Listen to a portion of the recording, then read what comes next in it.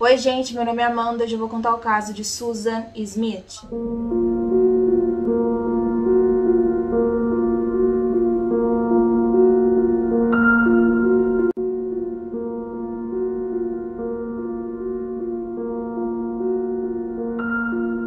Susan Smith, nascida no dia 26 de setembro de 1971, em Union, Carolina do Sul. Filha de Linda Sue Harrison e Harry Ray Vaughn, era a mais nova de 3 filhos e a única filha do casal. Seus pais se divorciaram quando a Susan tinha 6 anos e 5 semanas depois dessa separação, o pai dela, o Harry, de 36 anos na época do acontecido, infelizmente cometeu suicídio. É dito que a perda do pai abalou muito a personalidade da Susan, que com o passar do tempo se tornou uma criança triste e distante. Algumas semanas depois do divórcio, a Linda se casou com um homem chamado Beverly Russell, que pelo que eu entendi era um empresário e um membro muito importante do Partido Republicano do estado. Depois do casamento, a Linda e seus filhos se mudaram da sua pequena casa para a casa do Beverly, que ficava localizada em um dos melhores bairros da cidade. Quando adolescente, é dito que a Susan era boa aluna, engraçada e extrovertida. No seu primeiro ano, ela foi eleita a presidente de um clube que se concentrava no voluntariado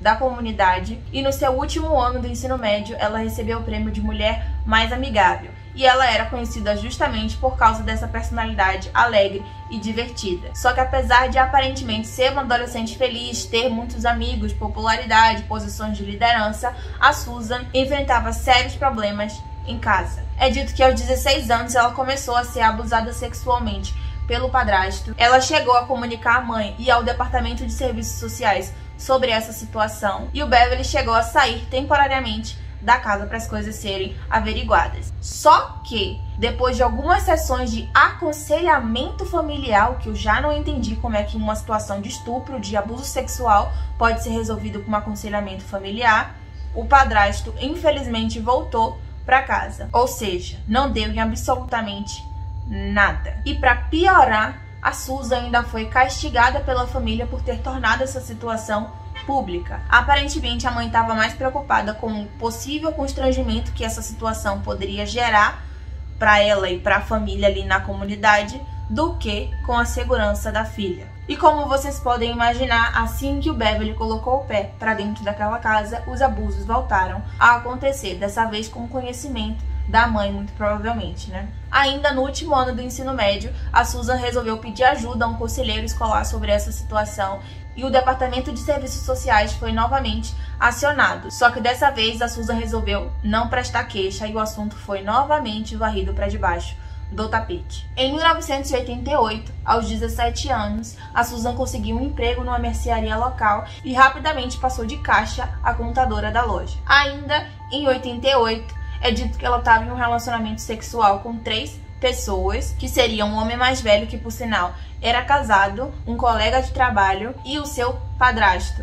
Mas eu acredito que até esse momento ainda não era um relacionamento consensual, ainda era a questão da violência que ela sofria dentro de casa. Depois as coisas vão mudar, mas eu acredito que nesse momento ainda não era consensual. Em um determinado momento a Susan engravidou, mas ela resolveu fazer o aborto. Algum tempo depois, aquele homem mais velho que eu havia citado para vocês, que estava em um relacionamento com a Susan, resolveu terminar esse caso que os dois tinham, e a reação da Susan para esse rompimento foi tentar o suicídio tomando alguns medicamentos. Durante o período que ela estava tratando essa situação no hospital, ela admitiu já ter tentado fazer isso de uma maneira muito semelhante quando ela tinha 13 anos de idade. No trabalho, ela engatou um outro relacionamento com um colega de trabalho e um amigo da escola com o nome de David Smith. O David, que ainda estava noivo de uma outra mulher quando eles começaram a se relacionar, terminou esse noivado com essa outra pessoa e começou um relacionamento sério com a Susan. Logo, a Susan descobriu que estava grávida e eles resolveram se casar. Eles se casaram em 15 de março de 1991 e se mudaram para a casa da bisavó do David.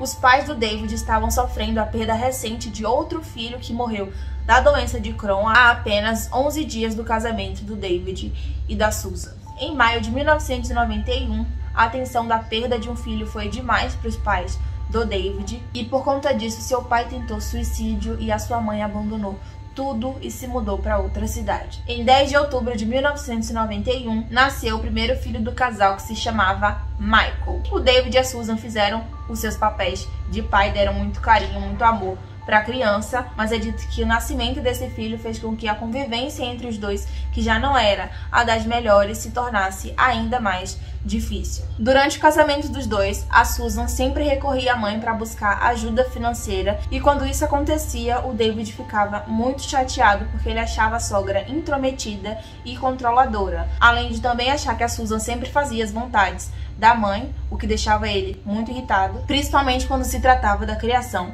do Michael. Em março de 1992, o casal teve a sua primeira separação e durante os próximos 7 meses eles ficaram tentando uma reconciliação. Durante essa separação é dito que a Susan voltou a se relacionar com o ex-namorado do trabalho, o que não ajudou em nada na reconciliação dela com o David. E em novembro de 1992, a Susan anunciou que estava grávida novamente, e isso fez com que os dois se reaproximassem. O casal então pediu dinheiro para a mãe da Susan para comprar uma nova casa, acreditando que uma casa própria resolveria os seus problemas de convivência. Mas nos 9 meses que se seguiram, a Susan ficou ainda mais distante do marido e passou a se lamentar em várias ocasiões sobre ela estar grávida. Em junho de 1993, o David começou um caso com uma colega de trabalho e algumas semanas depois do nascimento do seu segundo filho, que se chamava Alexander Tyler, que nasceu em 5 de agosto de 1993, o David decidiu sair novamente de casa. E então os dois decidiram colocar um ponto final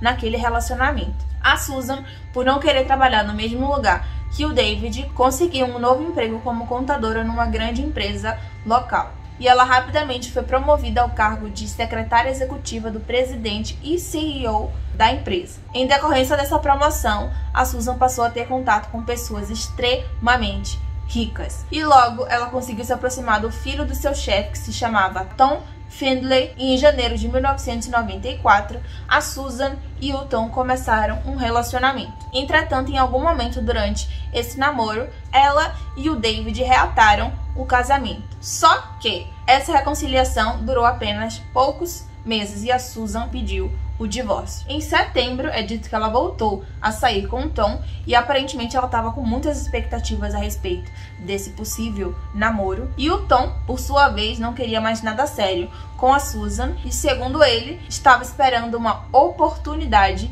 para terminar com ela. Em 17 de outubro de 1994, o Tom enviou uma carta para Susan terminando o relacionamento. Na carta, ele listou as suas razões para querer terminar o relacionamento e elas iam desde as diferenças nas suas origens ao fato dele não querer filhos ou criar filhos dos outros. Eu não tenho como ler a carta para vocês, mas eu vou colocar no box de descrição o link da carta para quem quiser ler na íntegra. Ainda na carta, ele encorajou a Susan a ter mais respeito próprio, citando uma situação em que a Susan e o marido de um amigo estavam ficando na banheira durante uma festa na casa do pai do Tom. Na carta ele escreveu, abre aspas, se você quer pegar um cara legal como eu um dia, você tem que agir como uma garota legal. E você sabe, garotas legais não dormem com homens casados. Fecha aspas. É dito que a Susan, ao ler a carta, ficou arrasada. Entretanto, por um lado, ela estava muito chateada porque o Tom havia terminado com ela, mas por outro, sem ele saber, ela ainda estava sexualmente envolvida com o David e, pasmem, com o padrasto dela, que ao longo do tempo, pelo que eu entendi, passou de um abuso para uma relação consensual. E para piorar, ela ainda teve um caso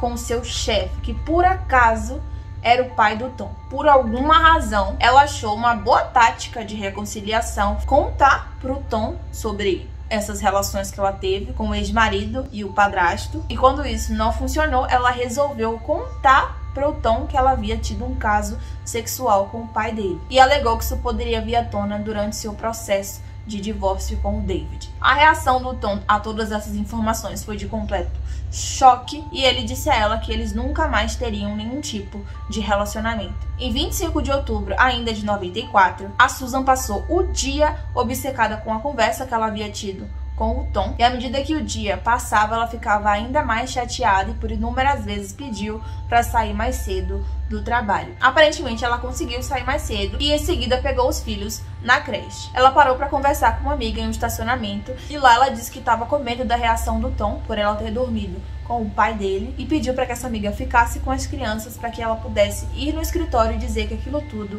era mentira. E assim ela fez. Chegando lá, de acordo com essa amiga, o Tom não ficou nada feliz em vê-la e imediatamente expulsou ela de lá. Mais tarde, ainda naquele dia, ela ligou para uma amiga que ela sabia que estaria jantando com o Tom e outros amigos para perguntar se ele havia falado alguma coisa sobre ela. E essa amiga respondeu que ele não havia dito nada. Por volta das 8 horas da noite ainda, do dia 25 de outubro, a Susan colocou os 2 filhos descalços dentro do carro, um de 4 anos e o outro com um pouco mais de 1 ano de idade, e começou a dirigir. Posteriormente, ela alegou que estava indo até a casa da mãe, mas desistiu. E em vez disso, ela foi até um lago da cidade, estacionou o carro em uma rampa que ficava ali na beira do lago e saiu do carro. Nesse momento, com os filhos ainda dentro do carro, ela ligou o carro e soltou o freio. Em pé, do lado de fora, ela observou seus filhos, que ainda estavam dormindo no banco de trás, afundarem lentamente junto com o carro. Depois que os filhos afundaram, ela correu até uma casa próxima e começou a bater freneticamente na porta pedindo por ajuda. A Susan então disse aos proprietários da casa que um homem negro havia levado seu carro com seus 2 filhos dentro. Ela disse que parou o carro no sinal vermelho numa avenida próxima dali e um homem com uma arma pulou no carro e mandou que ela dirigisse. A Susan então dirigiu ainda um pouco, só que algum tempo depois o homem mandou que ela parasse e descesse do carro. Nesse momento, ele teria dito que não machucaria as crianças e foi embora com os meninos. Pelos 9 dias que se seguiram, a Susan contou essa história de ter sido sequestrada. Amigos e familiares a cercaram de apoio e o David voltou para o lado da esposa enquanto as buscas pelos seus filhos se intensificavam. Toda a mídia nacional estava focada na trágica história do sequestro dos meninos. A Susan, como se não bastasse, ainda fez um apelo público, em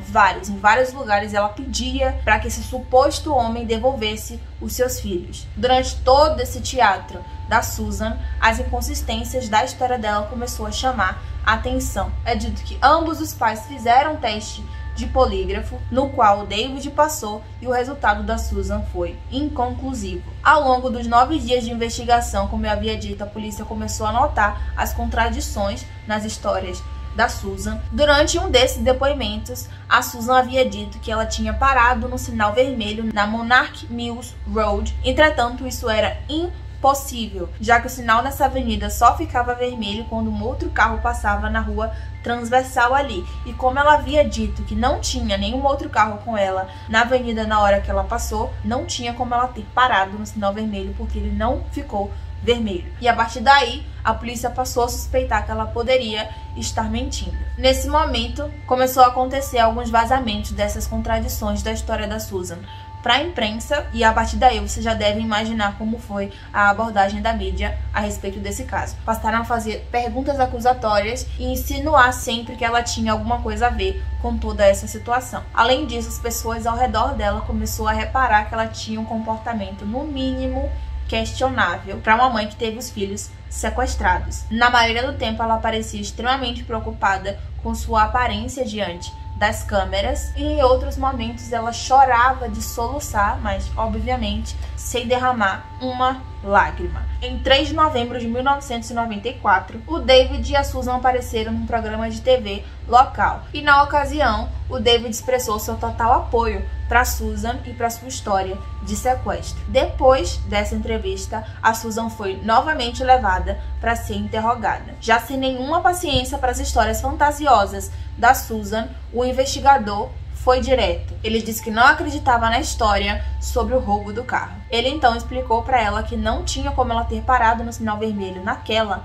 avenida, porque o sinal não tinha ficado vermelho, e as inconsistências nas histórias que ela havia contado durante aqueles 9 dias de investigação. A Susan, então exausta e emocionalmente perturbada, pediu para que esse investigador orasse com ela, e em seguida ela começou a chorar e a contar como matou os seus filhos. Ela disse que queria acabar com a vida dela e levar os seus filhos junto. Só que no meio do caminho ela saiu do carro e deixou que seus filhos se afogassem. O investigador então decidiu que localizaria o corpo dos meninos primeiro, antes de dar notícia sobre a confissão da Susan. É dito que uma busca no lago já havia sido realizada anteriormente, mas na ocasião os mergulhadores não conseguiram encontrar nada. Só que depois da confissão, ela deu à polícia o local exato onde tinha deixado o carro com seus filhos. Os mergulhadores encontraram o carro, que por sinal estava de cabeça para baixo, e as crianças ainda estavam nas cadeirinhas. Mais tarde, uma autópsia foi realizada, a qual ficou constatado que os meninos estavam realmente vivos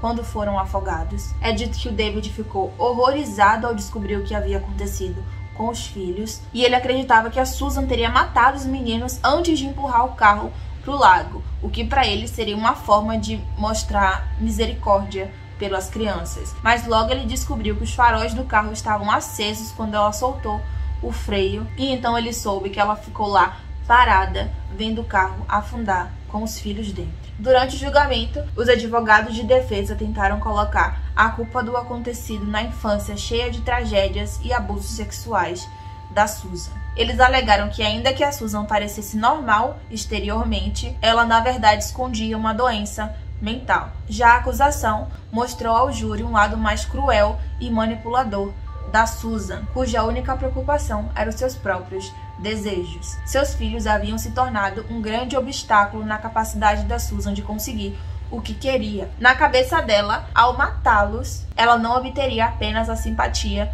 do ex-namorado, do Tom, mas com a morte dos filhos, haveria um motivo a menos para o Tom terminar com ela. Durante o julgamento, a Susan não demonstrou nenhum sentimento, exceto nos momentos em que os meninos eram citados. Às vezes, nesses momentos, ela supostamente chorava, balançava a cabeça como se não acreditasse que os filhos estivessem mortos. O júri levou cerca de 2 horas e 30 minutos para voltar com o veredito de culpado por 2 acusações de assassinato. Apesar dos protestos do David, a Susan foi poupada da pena de morte e recebeu a sentença de 30 anos a perpétua, com possibilidade de liberdade condicional. Ela poderá tentar a condicional em 2025, quando ela tiver 53 anos. O Michael e o Alexander foram enterrados no dia 6 de novembro de 1994, no mesmo caixão, próximo ao túmulo do irmão do David e tio das crianças,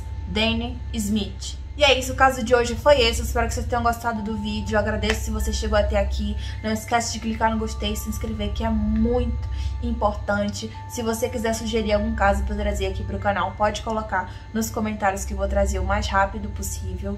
No final do vídeo eu sempre deixo uma playlist com todos os casos que eu já trouxe aqui para o canal, caso você queira maratonar. É um canal novo, mas já tem vários vídeos para você maratonar, então fique à vontade para assistir se você quiser. E é isso, um beijo e até o próximo vídeo. Tchau!